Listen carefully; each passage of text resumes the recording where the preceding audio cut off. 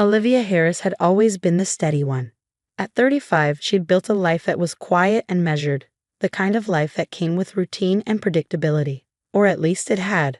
Until a moment her phone buzzed with a text that shattered everything she thought she knew about love, loyalty, and ambition. Olivia, this isn't working anymore. I need someone who matches my ambition. A librarian can't give me the lifestyle I deserve. I've already moved my things out. She didn't flinch. Even as her heart felt a sudden, sharp pain, she kept her composure, guiding a nervous freshman through the Dewey Decimal System. She didn't waver when a group of middle schoolers stared up at her, eager to learn. The only sign of her unraveling marriage was a brief tightening around her eyes. She finished her shift in silence and once she was alone, typed her response. Good luck with your new life, Ethan. Ethan's text had come through while she was cataloging the latest acquisitions for the university library where she'd worked for a decade. But Olivia wasn't just the librarian her husband thought she was. No, Ethan had no idea just how little he understood about the woman he'd married. She had been waiting for this moment. There were signs, small but clear, of Ethan's betrayal, his late nights at the office that never seemed to line up with his claimed overtime hours, the strange password changes on his phone, the new expensive suits that replaced the comfortable jeans she once loved. And then there was the dinner receipt from Le Cirque. $400 for two, on a night he'd insisted was spent working late. 3 months ago, that receipt had changed everything. The moment Olivia had found it, she called a number that would set everything into motion. Mr. Daniels? Yes, the acquisition can proceed. Just keep my name off all paperwork for now. Olivia wasn't just a librarian. She was the secret power behind a multi-billion-dollar investment firm, one her family had quietly run for years. The library job? It was her cover, a place to escape the relentless expectations of the Harris legacy. And Ethan? He had never questioned why they lived so comfortably while she refused to touch her salary. He assumed her earnings went toward her books. Little did he know, Olivia had been the one financing their lavish life all along. Her phone buzzed again. This time, Ethan was throwing the final jab. Don't worry about the house payments. Madeline makes enough as a corporate executive to cover them. You should try getting a real job someday. Madeline, the VP of marketing at his new company. Olivia had met her once, at a gala, where she'd watched her laugh a little too loudly at Ethan's jokes, touch his arm just a little too often. Olivia's heart had frozen in that moment. Madeline wasn't just his coworker. She was the woman Ethan thought could give him the flashy life he craved. If only Ethan knew the truth. Olivia didn't respond. Instead, she called Simon, her lawyer, the one who had been preparing for this moment ever since that receipt had crossed her path. It's time. Start phase 1. The papers are ready, Simon confirmed. And the company acquisition. Done. As of this morning. Ethan has no idea he's been working for me for the past month. A new text flashed up. I know this must be hard for you. Not everyone can handle a high-powered corporate life. At least you have your books to keep you company. Books. Ethan had never understood the depth of Olivia's quiet world. Her love for literature, her passion for education, the comfort she found in her small corner of the university library. He mocked it all, until he unknowingly became a part of her world. Tonight, as she reviewed the final details of her latest acquisition, she thought of him. The man who had no idea that the library's quiet mouse was about to become the roaring lion. The next morning, Olivia walked into the Valiant Technologies lobby like she owned the place. The whispers of nervous employees filled the air. They had no idea who had just taken over their company, no clue that the new owner was standing right in front of them. Olivia wasn't the librarian in a cardigan anymore. Today she wore a tailored Chanel suit, her sensible librarian shoes replaced with Louboutins that clicked confidently against the marble floors. The security guard did a double take, clearly accustomed to seeing Olivia in her unassuming library attire when she visited Ethan for lunch. But today she was somewhat entirely different.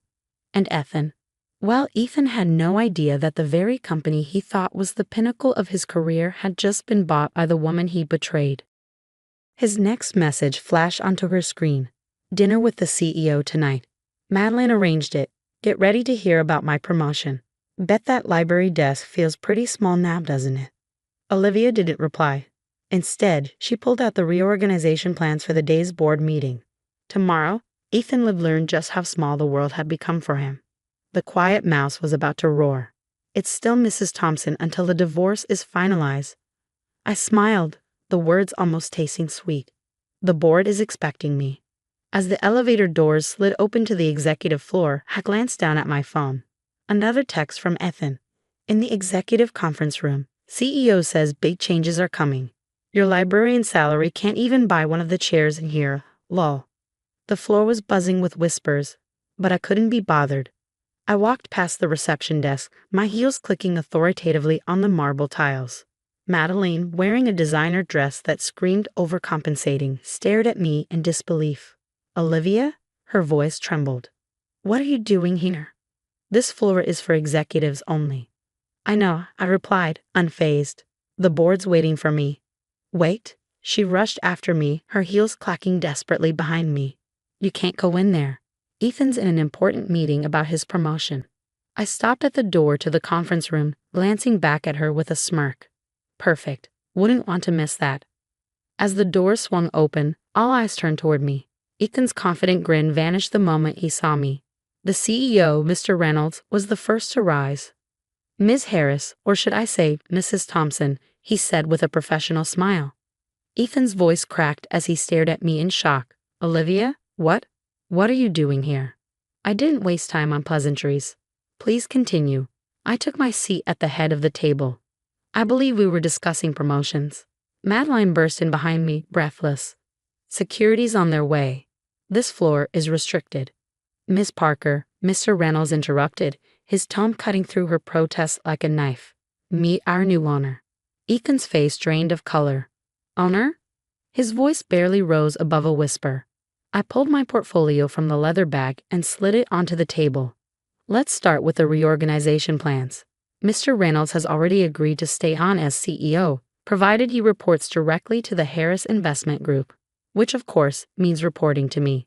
The Harris Investment, Ethan's voice faltered. That's impossible. You're a librarian. I leaned back in my chair, eyes narrowing slightly. Actually, I said, a smile creeping onto my lips. I'm a librarian who also runs one of the largest investment firms in the country. The library job?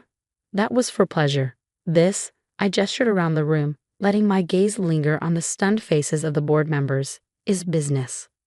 Madeline's hand shot out to grab Ethan's arm, her voice rising in panic. What's happening? You need to tell her to stop. Ethan sat frozen, his dreams of promotion disintegrating in front of him. Actually, Ms. Parker, Mr. Reynolds said, clearing his throat, perhaps you should let Mrs. Thompson, or Ms. Harris, explain. She now owns Valiant Technologies. All personnel decisions are under her jurisdiction. I slid a document across the table. Speaking of personnel decisions, let's talk about the misuse of influence to fast-track promotions. Ms. Parker, your position as VP of Marketing is currently under review. Madeline's face turned beet red. You can't do this, she shrieked, eyes darting between the board members. Ethan, tell her. But Ethan could only stare at me, his mind unraveling. The truth was clear to everyone, even him now. I was the one in control. I flipped open a second folder, letting its contents rest on the table with a deliberate thud. I also need to address the unauthorized use of company resources, like using a corporate apartment for personal affairs during office hours. Their guilty expressions confirmed what my private investigators had already uncovered. You've been spying on us? Ethan's voice shook with outrage. No, Ethan, I replied, my tone cold. I've been doing due diligence on my investment. The affair, that was just a bonus discovery. Mr. Reynolds looked uncomfortable, his eyes shifting between me and Ethan. Perhaps we should discuss this privately. Why? I raised an eyebrow, leaning forward. My soon-to-be ex-husband wasn't exactly private about calling me a failure. He certainly didn't hesitate to mock my career. Oh, and let's not forget using our joint credit card to buy his girlfriend jewelry. Madeline's hand flew to her neck, where a gleaming new necklace sparkled. I smiled, my voice laced with sweetness. Of that charge, it was canceled. Fraud alert, you understand. The room was tense, the board members visibly uncomfortable. None of them had known the real identity of their new owner, or the scandal they just walked into.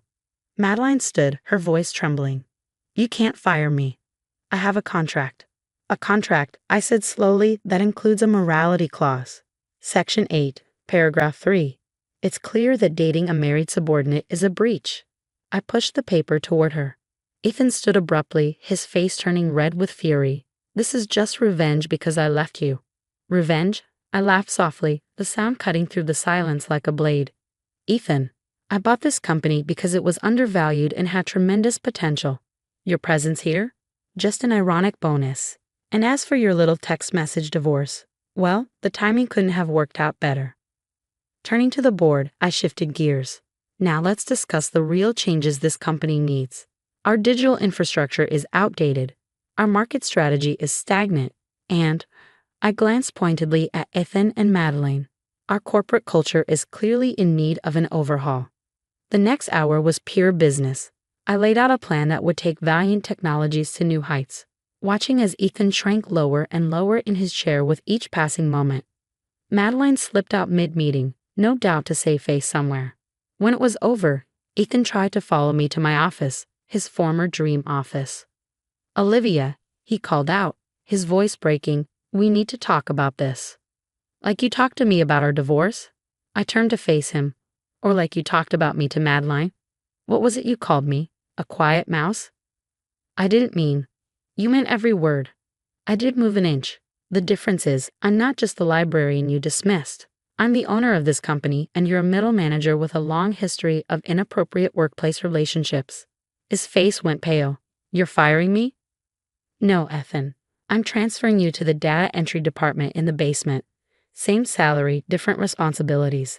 After all, I smiled sweetly. Everyone needs a quiet mouse to organize their files. The aftermath was everything I'd hoped for. Madeline resigned before I could officially fire her. Though her resignation letter's victim act was laughable, especially in light of her social media posts about dating a married man. Ethan tried to claim part ownership of my assets during the divorce. But he soon learned that everything, the house, the cars, even the furniture he'd been so proud of, was either in my name or owned by my company. You tricked me, he shouted during mediation. All those years pretending to be just a librarian. No, Ethan, I said with a smile, I was exactly who I said I was. You just never bothered to look past your own assumptions. 1 year later, Valiant Technologies had transformed under my leadership.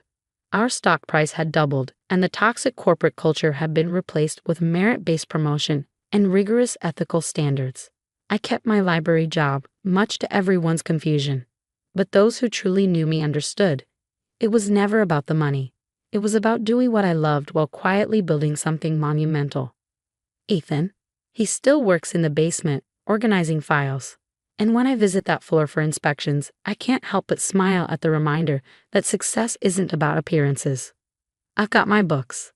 I've got my company, and I have the satisfaction of knowing that sometimes the best stories are the ones where the quiet librarian turns out to be the one who holds all the power. After all, any good librarian knows, never judge a book by its cover.